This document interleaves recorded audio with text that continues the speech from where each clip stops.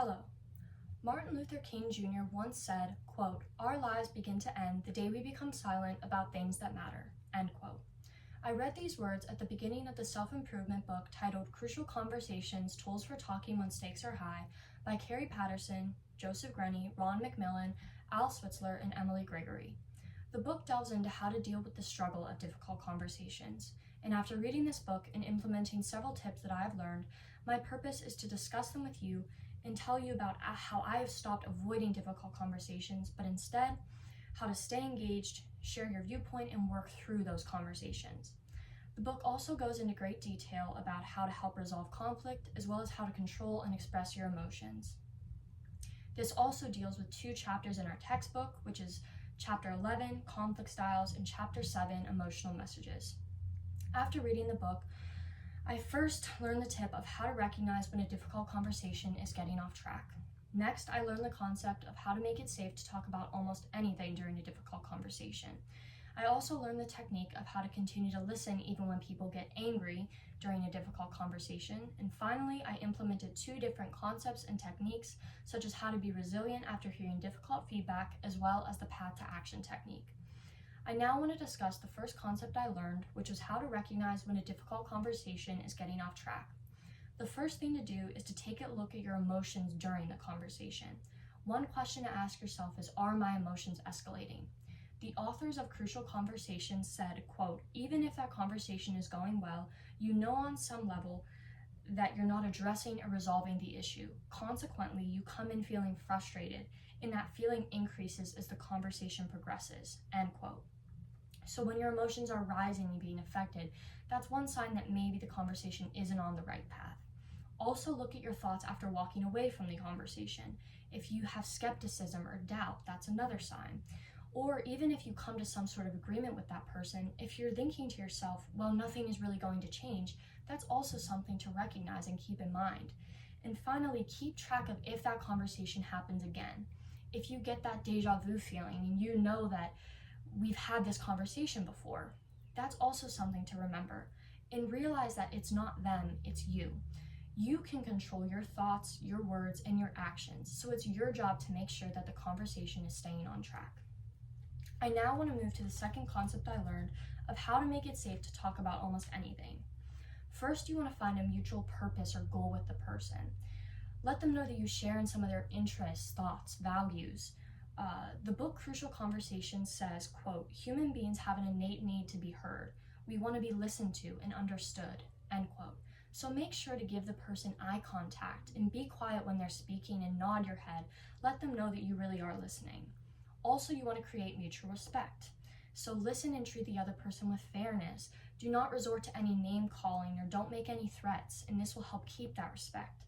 And also share your intent with that person. Before getting into the conversation, let them know that you have good intentions. And even if difficulty or hostility rises during the conversation, go back and remind them that you are trying to solve an issue, not add to it. Now let's move on to the next concept of how to continue to listen even when people get angry during a conversation. First, stay engaged. Even when that person is angry or frustrated, do not simply run away. It's also important to stay calm and do not fire back at the person. Also show them that you want to hear more of their story. Ask them to share what's on their mind. Be curious and ask them simple questions. This will help try to get to the root of the problem. Also paraphrase and summarize what they are telling you. Even if you don't necessarily like what you're hearing, try to remain calm and collected. And after they do express what they're feeling, say things like, "So you feel this way because," and this will let them know that you really were listening and paying attention to them. I now want to focus on the other concepts and techniques that I implemented in my life, which includes how to be resilient after hearing difficult feedback, as well as the path to action technique. Now, I learned how to be resilient after hearing difficult feedback, and I implemented this in my life by following the CURE method, which stands for collect yourself, understand, recover, and engage. So for the past few weeks, when someone was giving me honest or difficult feedback, before I responded and before I got upset, I first collected myself. I sought to understand by asking them questions. I recovered and just took a moment to think, and then finally I engaged and responded back to them with my thoughts and my feelings. I found that this had a medium degree of success because although it was helpful, it was also pretty time consuming, and I don't think it would be realistic for every conversation. I also implemented the path to action technique, and this has 4 steps: see and hear, tell a story, feel, and act. So again, I implemented this a few different times in the past few weeks. Whenever I was in a difficult conversation with someone, I would use these steps and I would say things like, this is what I noticed when you were talking and this is what I heard. I then told my side of the story and explained the encounter that we had together. And I finally described my emotions and then explained how I acted after we had that conversation. I found that this technique had a high degree of success because I really feel like it helped me to become more comfortable with expressing and describing my emotions to the other person.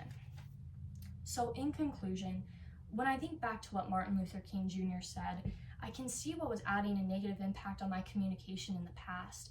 I was so worried about difficult conversations and I avoided them so much in the past, and I thought this was making my life easier. But looking back, I realized how many conversations and relationships I possibly missed out on. But after reading the book, Crucial Conversations, Tools for Talking When Stakes Are High, by Carrie Patterson, Joseph Grenny, Ron McMillan, Al Switzler, and Emily Gregory, I learned how to stop avoiding difficult conversations, but instead how to stay engaged, share my viewpoint, and really work through those conversations. I learned the tip of how to recognize when a difficult conversation is getting off track. I learned the concept of how to make it safe to talk about almost anything.